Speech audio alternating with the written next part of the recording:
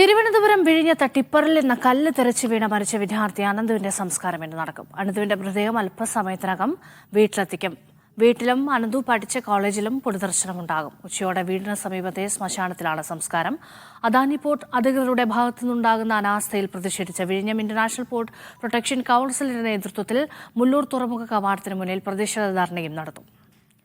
വിവരങ്ങൾ നൽകാൻ ആർബിസ് അനൂപ് ചേരുന്നുണ്ട്. സനൂപ്, ഏറെ ദാരുണമായ സംഭവമാണ് ഇന്നലെ നടന്നത്. വലിയ പ്രതിഷേധങ്ങളൊക്കെ ഉണ്ടായിരുന്നു.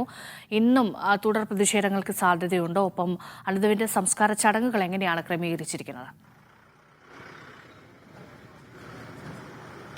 രേഷ്മ, ഞാനിപ്പോൾ നിൽക്കുന്നത് മുക്കോലയുള്ള അനന്തുവിന്റെ വീട്ടിലാണ്. ഇവിടെ ഇപ്പോൾ നാട്ടുകാരും ബന്ധുക്കളും അനന്തുവിന്റെ സുഹൃത്തുക്കളടക്കം ഇവിടെ എത്തിയിട്ടുണ്ട്.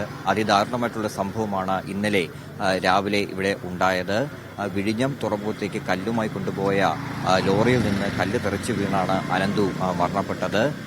4ാം വർഷ BDS വിദ്യാർത്ഥിയാണ് അനന്തു. അതുകൊണ്ട് തന്നെ രാവിലെ അനന്തു പഠിക്കുന്ന നിംസ് മെഡിസിറ്റി ആശുപത്രിയിൽ പൊതുദർശനമുണ്ടായിരുന്നു. അതിനുശേഷമാണ് ഇപ്പോൾ ആംബുലൻസുമായിട്ട് മൃതദേഹം വീട്ടിലേക്ക് പുറപ്പെട്ടിട്ടുള്ളത്. വീട്ടിൽ ഇപ്പോൾ നല്ല രീതിയിലുള്ള ജനം എത്തിയിട്ടുണ്ട്.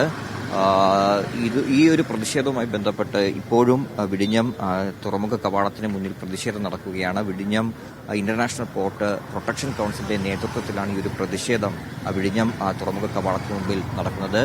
അനന്തുവിന്റെ കുടുംബത്തിന് വേണ്ട ധനസഹായം നൽകുക, ഈ ശക്തമായിട്ടുള്ള നടപടികൾ സ്വീകരിക്കുക തുടങ്ങിയ ആവശ്യമാണ് നിലവിലിപ്പോൾ നാട്ടുകാരും ബന്ധുക്കളും ഉന്നയിക്കുന്നത്. കാരണം പലപ്പോഴായിട്ട് പരാതി നൽകിയിട്ട് പോലും വേണ്ട രീതിയിലുള്ള നടപടി എടുത്തിട്ടില്ല. നേരത്തെ തന്നെ ഈ ടിപ്പറുകൾ അപകടകരമായിട്ടുള്ള രീതിയിൽ ഇതുവഴി യാത്ര ചെയ്യുന്നതിനെതിരെ നിരവധി തവണ നാട്ടുകാർ പരാതിപ്പെട്ടിരുന്നു. അപ്പോഴൊന്നും പോലീസിന്റെ ഭാഗത്തുനിന്നോ അല്ലെങ്കിൽ പോർട്ട് അധികൃതരുടെ ഭാഗത്തുനിന്നോ വേണ്ട നടപടികൾ ഉണ്ടായിട്ടില്ല എന്നുള്ള ഒരു പരാതി ഉയർന്നിരുന്നു.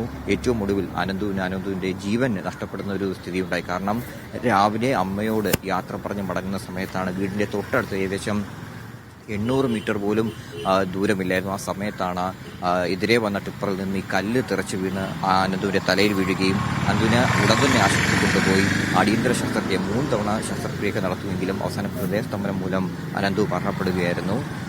ഈ അല്പസമയത്തിനകം തന്നെ അനന്തുവിന്റെ മൃതദേഹം വഹിച്ചിട്ടുള്ള ആംബുലൻസ് വീട്ടിലെത്തും. അത് നിരവധി ആളുകൾ തന്നെ ഇപ്പോൾ തന്നെ ഇവിടെ ഈ കൂടിയിട്ടുണ്ട്.